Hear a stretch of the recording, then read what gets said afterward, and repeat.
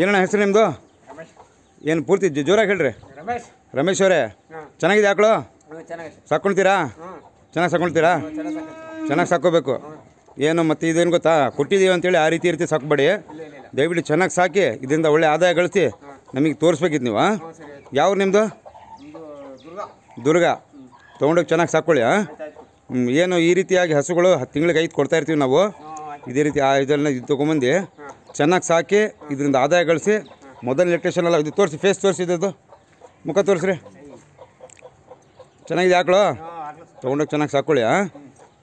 ಏನು ದುಡ್ಡಿಂದು ನಿಮಗೆ ಯಾವಾಗ ಆಗುತ್ತೆ ಅನುಕೂಲ ಅವಾಗ ದುಡ್ಡು ವ್ಯವಸ್ಥೆ ಮಾಡಿ ತಂದು ಕೊಡಿ.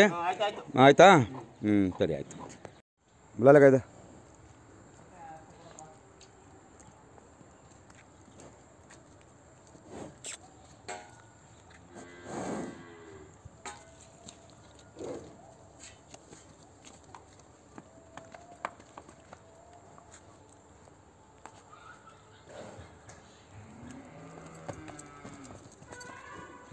पकड़ खुदा कंजले